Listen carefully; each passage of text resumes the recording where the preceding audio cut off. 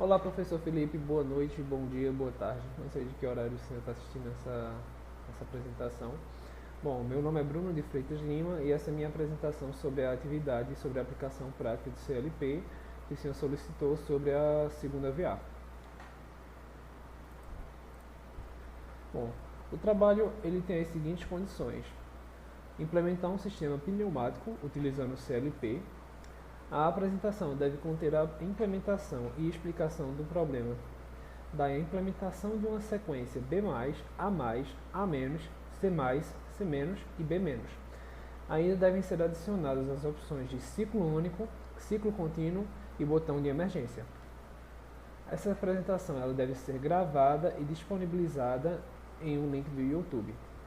E a apresentação deve ter uma duração de no máximo 30 minutos. Bom, essa atividade eu realizei no FluidSim. O professor Felipe ele postou vídeos explicando sobre o funcionamento do CodeSys e do Factorial, sendo que por problemas de eu não conseguir utilizar no meu computador, por problemas do CodeSys, eu não consegui resolver ainda os problemas, alguma coisa de conexão do OPC, eu ainda não consegui resolver essa parte, então eu optei utilizar o FluidSim para essa prática, para poder realizar o experimento e enviar a apresentação.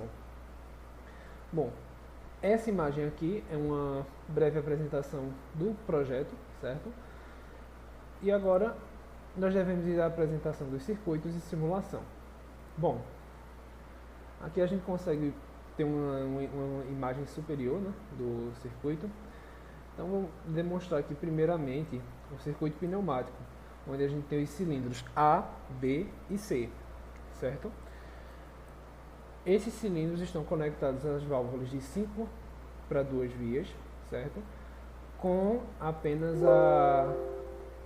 o acionamento pneumático elétrico e o retorno por mola, certo? Os pistões são de dupla ação. E aqui a gente tem a alimentação, ó, a alimentação do compressor.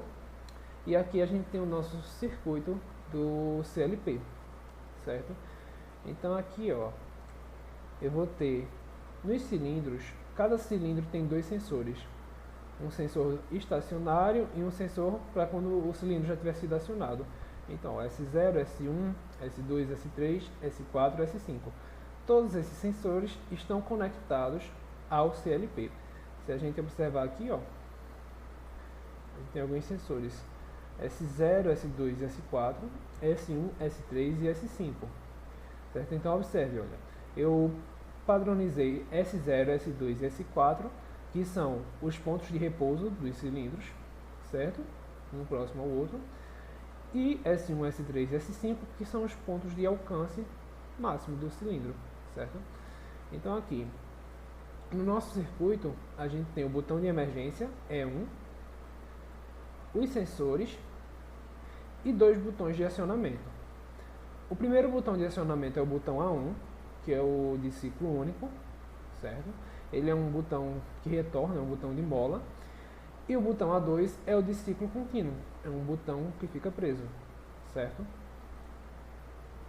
Aqui, nas saídas do meu CLP, eu tenho o neutro, certo? E tenho três saídas, as três bobinas. A solenoide, que ativa o cilindro A, a solenoide do cilindro B e a solenoide do cilindro C, certo? Então, eu vou aqui demonstrar o acionamento do circuito antes de poder demonstrar toda a programação do CLP, que é essa pecinha aqui. Então, vou tirar um pouco do nosso zoom, certo? Iniciar a simulação, ele vai dar alguns errinhos, mas a gente pode desconsiderar. São avisos que tem sobreposição das linhas do CLP, certo? Então aqui, nós vamos fazer o seguinte. Primeiro, o acionamento contínuo. Contínuo não, perdão. Primeiro, o acionamento único. Aqui eu aperto A1, B+, A+, A-, agora eu vou ter C+, C-, e por fim, B-, certo? Uma das condições é que finalizou esse ciclo, quando eu apertar aqui de novo, o circuito tem que funcionar normalmente. Então, ó, apertei. novamente começa B+, A+, agora teremos A-, C+, C- e B-, certo? O ciclo único foi compreendido. Agora, e o ciclo contínuo? Bom, quando eu faço o acionamento do ciclo contínuo, o meu botão fica preso, certo? Então agora, ó, perceba, A- agora, né? C+, C-, B- e novamente o ciclo. B+, A+, A-, C+, C-, B-. E ele continua até o momento que esse acionador for desativado, certo? Então, ó, eu desativei e ele vai continuar o ciclo até finalizar a programação dele. Terminou o B-, acabou. Agora, eu acabei de apresentar o funcionamento do meu ciclo contínuo, certo? E o botão de emergência?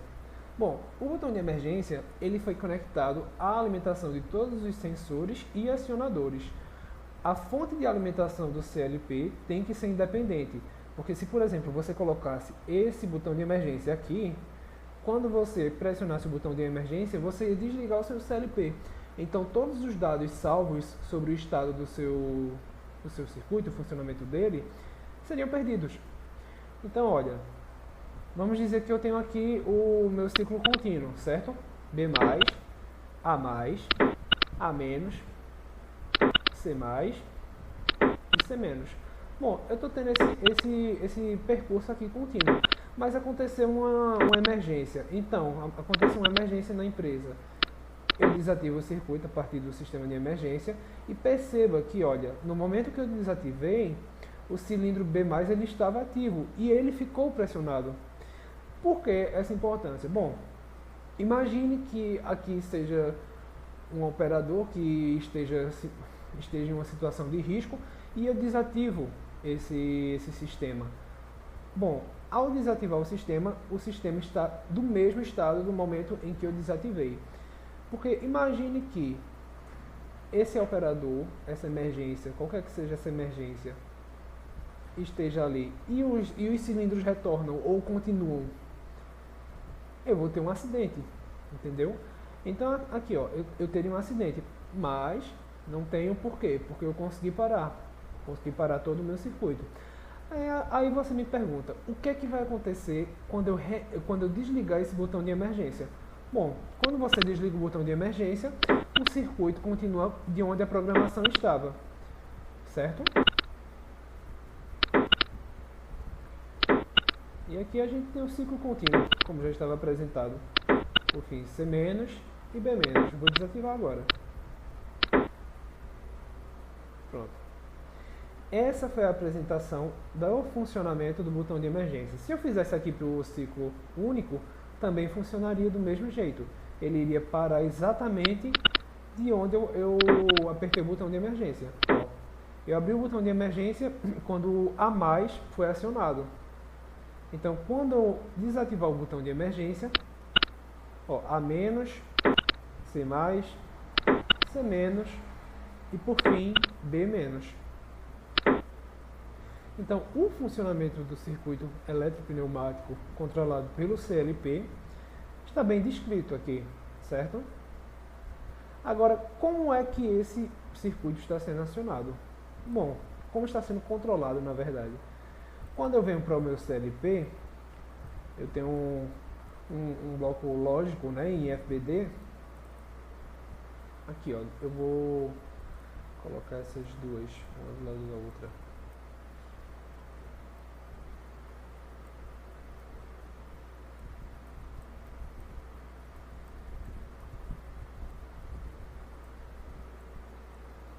Olha, você perceba que aqui eu tenho todas as conexões físicas, certo, do lado esquerdo, e aqui do lado direito eu tenho todas as conexões digitais e a lógica por trás do meu programa. Bom, então olha, primeiro ponto que você tem que ver aqui, I1, a entrada I1, ó, estou na janelinha errada, I1 está conectado ao meu botão de acionamento 1, certo? A1, ó, acionamento 1, o acionamento de ciclo básico, ciclo único. Olha, então ele faz aqui, ó, ele faz uma comutação AND com I3. Por que I3? I3 está conectado com quem? S4. Quando eu venho aqui, quem é S4? S4 é o meu C desativado. Então essa é uma condição para que eu tenha um acionamento inicial. Aí voltando aqui, desculpa, eu disse S4, mas é o meu S2. S2, olha. Para eu poder acionar, eu tenho que considerar que o meu cilindro B, ele esteja em S2, ou seja, ele está em repouso, certo? Está em repouso, e eu tenho que apertar o meu botão de acionamento da entrada I1. Então, ó, I1 e I3 tem que ser acionados, certo? Aqui eu tenho uma porta lógica AND. Depois desse acionamento, a saída vai diretamente para um RS. O RS é um latch. Esse latch ele guarda a informação. Por quê? Porque esse botão de I1 eu aperto e ele volta. Mas eu já dei o sinal lógico 1, certo? Eu dei o sinal lógico 1 e 1. O AND confirma e manda um sinal 1. O latch ele vai segurar, ele é uma função de memória. Ele tem uma função de memória. Então ele guarda esse 1 e manda já para esse outro AND aqui, que está conectado com esse NOT. Quando esse AND é satisfeito, eu tenho um acionamento de Q2. Quando eu venho para o circuito eletropneumático, quem é que está em Q2? A solenoide de B. Então aqui, o acionamento dos circuitos dos solenoides segue esse princípio. Uma porta AND com as suas respectivas solicitações, né, dos sensores, um latch para guardar uma informação e um AND conectando o meu sistema da solenoide. Agora, tem algumas considerações importantes a fazer nesse circuito, porque veja só, por exemplo, aqui ó, acionei Q2, beleza, B+ foi acionado, aí eu parto para o acionamento de A+, que é o segundo passo do meu ciclo. Bom, para acionar A+, eu tenho que ter a consideração que B+ já está ativo, certo? Então, olha, eu pego o sinal aqui de B+, e trago para esse AND. Esse AND também traz o sinal de I6. Em I6, eu tenho S3, que é um contato aberto. S3 é a minha confirmação de que B está ativo, certo? Então, assim, eu consigo fazer o latch aqui de novo, guardar a informação e ativa Q1. Ó, o AND de novo. Aí, nós vamos para o terceiro passo, que é desativar o A. Para desativar o A, foi colocado essa porta lógica NOT aqui, ó, certo? Porque perceba o seguinte, para desativar o A, eu tenho que ele esteja ativo, certo? Então, olha, eu fiz esse NOT com esse latch. Eu tenho um, ele ativa exatamente Q1, que é A+. Aí agora eu tenho que desativar. A condição para que você consiga desativar é que B e A estejam ligados. Então, ó, se você olhar aqui, novamente, I5 é S1. S1 é o sensor do cilindro A. Então, ó, S1, quando S1 tiver estado lógico 1, e também o meu I6, que é aqui, ó, S3, que é o B+, ambos tiverem estado lógico 1, esse AND fecha, manda um sinal lógico 1 para o meu latch, o latch guarda esse sinal lógico 1 e envia para o meu NOT. O NOT reverte e manda um 0 para o AND, desativando novamente, desativando a solenoide Q1. Então eu tenho o recuo de A. O quarto passo é ativar C. Bom, para ativar C é basicamente a mesma instrução que foi feita para A+. Você vai ter aqui, ó, uma AND, um latch e um AND. Esse AND aqui ele coleta a informação de I5, sendo I5 aqui, ó, S1, certo? S1 já está fechado, então ele tem que ter aqui, ó, o meu cilindro A ativo. Essa informação está guardada, tá? Porque, ó, você veja, I5 ele já vai ter aberto, porque o cilindro abriu, mas o LED está guardando essa informação. Então ele ainda está mandando um sinal 1, que está mantendo esse NOT igual a 0, mas aqui, nesse pontinho, é 1. Então 1 e 2. E 2 é o meu sensor S0. Ó, confirmação de que A está em recuo, certo? Perfeito. E por fim, nessa end, eu tenho I4. I4 é quem? I4 é este sensor aqui, olha. S1. Desculpa. I4 é S4. Quem é S4? Bom, S4 é o sensor de repouso do cilindro. Então, olha, percebe que nesse ponto eu tenho todas as confirmações. A está desligado, C está em repouso, certo? E agora eu posso ligar. Então, ó, esse end manda para o LED guarda essa informação e manda para esse end. Ó, tá vendo esse NOT aqui? É justamente para o próximo passo. Mas vamos lá.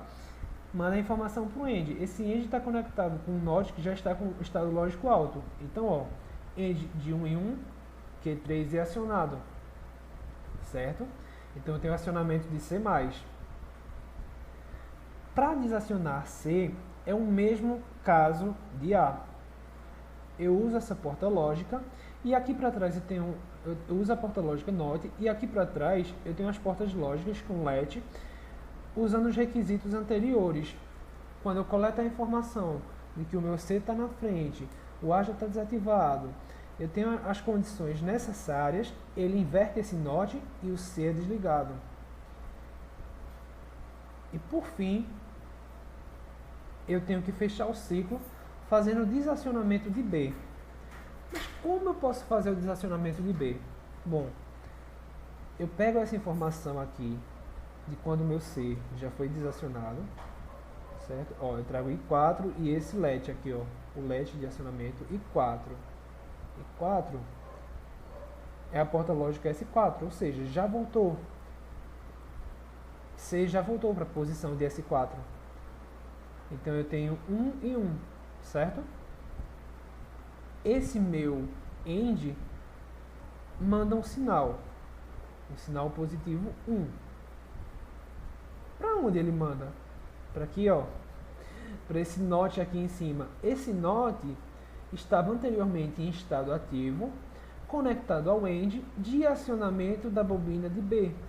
Então, quando esse pulso aqui vem um pulso positivo, vira um NOT 0, né? NOT 0, desliga a porta lógica end e B retorna. Perfeito. Então, eu já consegui cumprir o ciclo. Mas após isso, eu tenho um problema. Todos os LEDs, eles estão ativos, estão em estado lógico 1. Então, se eu acionasse novamente I1, eu não conseguiria ter o ciclo. Então, para resolver isso, você tem que usar uma memória. Ó, essa memória aqui, ela pega o último estado lógico e joga de novo. Quase o mesmo sentido do relay. Sendo que ele joga exatamente no relay. A portinha de cima do relay é para guardar a informação. E a de baixo é para um reset. Então, olha, essa memória aqui, quando pega o sinal positivo aqui, reseta todos os relays. Ó, reseta esse e esse. Ou seja, a memória de todos eles voltou para o estado inicial. Aí eu vou poder conseguir ativar novamente o meu circuito no ciclo único.